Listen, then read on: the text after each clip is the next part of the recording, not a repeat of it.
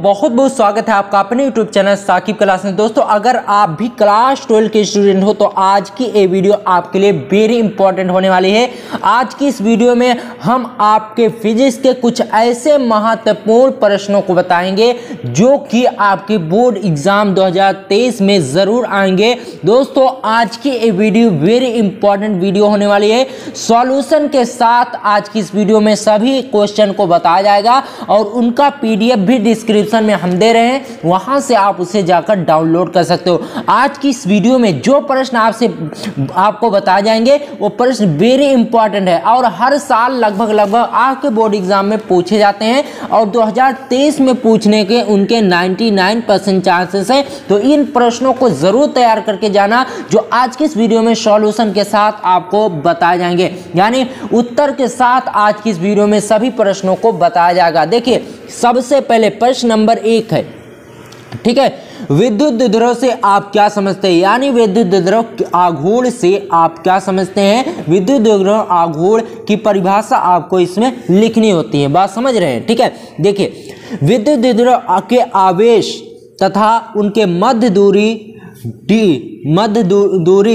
2D के गुणनफल को विद्युत द्विध्रुव आघूर्ण कहते हैं। यानी आवेश Q तथा उनके मध्य दूरी 2D के गुणनफल को विद्युत द्विध्रुव आघूर्ण कहते हैं, यानी P = Q × 2D, ठीक है। इतना, इसी को क्या कहते हैं, विद्युत द्विध्रुव आघूर्ण कहते हैं, बात समझ रहे हैं। विद्युत द्विध्रुव आघूर्ण के आवेश यानी विद्युत द्विध्रुव आघूर्ण के आवेश Q तथा उनके मध्य दूरी 2D के गुणनफल को विद्युत द्विध्रुव आघूर्ण कहते हैं, ठीक है। इतना हो गया। उसके बाद देखिए दूसरा प्रश्न, अगला प्रश्न क्या आता है, विद्युत फलक से क्या तात्पर्य है, इसके आवश्यक सूत्र देते हुए समझाइए। यानी विद्युत फलक से क्या होता है और इसका जो इंपॉर्टेंट वाला सूत्र है इसको आपको बताना है, बात समझ रहे हैं। देखिए, सबसे पहले तो आपको लिखनी होगी विद्युत फलक से क्या होता है। विद्युत क्षेत्र में स्थित किसी काल्पनिक पृष्ठ से होकर गुजरने वाली संख्या की माप को विद्युत फलक से कहते हैं, ठीक है। यानी कोई विद्युत क्षेत्र है जिसमें किसी काल्पनिक पृष्ठ यानी बनाई गई हुई पृष्ठ से होकर गुजरने वाली संख्या की माप को, संख्या की जो माप होती है उसी माप को विद्युत फलक कहते हैं। इसे फाई ई से प्रदर्शित करते हैं। फाई = समाकलन S E × ds, जहां समाकलन यस पृष्ठ समाकलन है और ds क्या है, पृष्ठ का क्षेत्रफल है। इसका जो आवश्यक सूत्र है यही है दोस्तों, इसी को आपको लिखना जरूरी होगा। y = समाकलन यस E × ds, ठीक है। ये आपका हो जाएगा विद्युत फलक का सूत्र। इतना हो गया। उसके बाद देखिए अगला प्रश्न। दोस्तों, ये प्रश्न जो है ये आपके बोर्ड एग्जाम के लिए वेरी इंपॉर्टेंट है, इसे आपको तैयार करके जरूर जाना है और ये भी आपका, ये दोनों प्रश्न आपके बोर्ड एग्जाम के लिए वेरी इंपॉर्टेंट है, ठीक है। उसके बाद देखिए अगला वेरी इंपॉर्टेंट प्रश्न आ गया। कौन सा प्रश्न है, मुक्त इलेक्ट्रॉनों के अनुगमन वेग से आप क्या समझते हैं। यानी मुक्त इलेक्ट्रॉन का जो अनुगमन वेग होता है उससे आप क्या समझते हैं, ठीक है। देखिए, जब मुक्त इलेक्ट्रॉन आपस में टकराते हैं तो उन्हें एक सूक्ष्म वेग मिल जाता है। यही घटना इलेक्ट्रॉनों का, मुक्त इलेक्ट्रॉनों का अनुगमन वेग कहलाती है, ठीक है दोस्तों। जब मुक्त इलेक्ट्रॉन आपस में एक दूसरे से टकराते हैं तो इधर उधर चले जाते हैं, लेकिन एक सूक्ष्म वेग मिल जाता है। इसी घटना को मुक्त इलेक्ट्रॉन का अनुगमन वेग कहते हैं, बात समझ रहे हैं। इतना हो जाएगा आपका इसका आंसर, ठीक है। ये 1 या 2 नंबर में आपसे पूछा जाएगा आपके बोर्ड एग्जाम में, ठीक है। उसके बाद देखिए वेरी इंपॉर्टेंट क्वेश्चन, इसे तो आप लोग जानते ही होंगे, लॉरेंज बल किसे कहते हैं। दोस्तों देखिए, लॉरेंज बल क्या होता है, इसकी सिंपल सी परिभाषा है, चुंबकीय क्षेत्र में गतिमान आवेश पर लगने वाला चुंबकीय बल ही लॉरेंज बल कहलाता है, ठीक है। चुंबकीय क्षेत्र में गतिमान आवेश पर जो बल लगता है वही बल क्या कहलाता है, लॉरेंज बल कहलाता है। अब लॉरेंज बल का सूत्र क्या होता है, लॉरेंज बल यानी इसे किससे प्रदर्शित करते हैं दोस्तों, F से, फोर्स, इसे F से प्रदर्शित करते हैं। F = QVB sin थीटा, यही इसका सूत्र होता है दोस्तों। इतना अगर आप लिख देंगे तो आपको फुल मार्क्स मिलेंगे, ठीक है।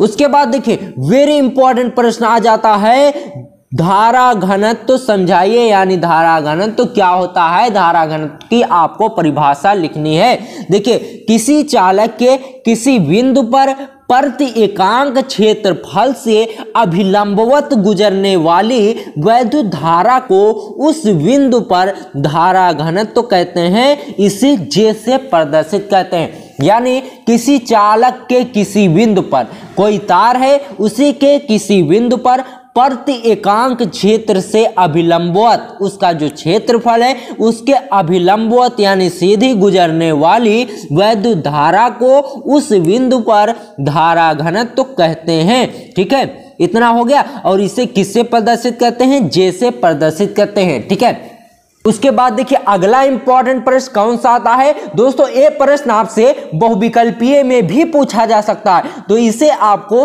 तैयार करके जाना है। जर्मेनियम, निकिल, लोहा तथा सिलिकॉन में अर्धचालक बताइए। ये यानी ये जो चारों धातुएं हैं इनमें से अर्धचालक कौन कौन सी धातु है।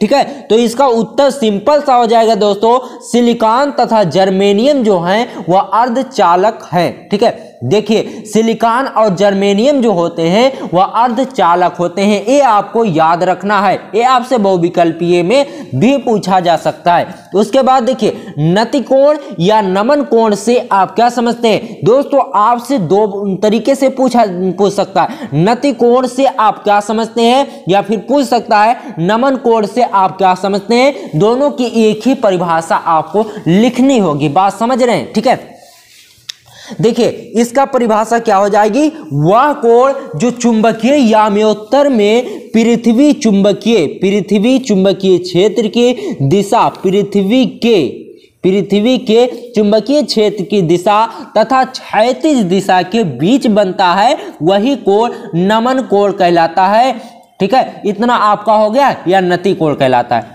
ठीक है, बात समझ रहे हैं, इतना आपको लिखना है। ये आपकी सिंपल सी परिभाषाएं हो जाती है। जो छात्र अभी तक कुछ भी नहीं पढ़े हैं वो इन प्रश्नों को जरूर तैयार कर लेना, बहुत ही आसान प्रश्न है। ये जब आप तैयार करेंगे तो आपके एक हैबिट बन जाएगी याद करने की, और आप बड़े बड़े क्वेश्चन को भी तैयार कर सकते हैं। बात समझ रहे हैं। उसके बाद देखिए संधारित्र किसे कहते हैं। ठीक है, संधारित्र क्या होता है, यह किस प्रकार की प्रक्रिया है, यही आपको लिखना है। ठीक है, देखिए किसी चालक के आकार में, ठीक है, कोई चालक है, यानी चालक किसे कहते हैं, चालक एक तार होता है। ठीक है, तार जो आपके घरों में लगता है उसी को चालक बोलते हैं। ठीक है, किसी चालक के आकार में परिवर्तन किए बिना उस पर आवेश की पर्याप्त मात्रा संचित की जा सके, यही प्रक्रिया संधारित्र कहलाती है। यानी दोस्तों कोई चालक तार है, ठीक है, उसको ना घटाया जाए ना बढ़ाया जाए, और उस पर आवेश यानी बल, उस पर और भी धारा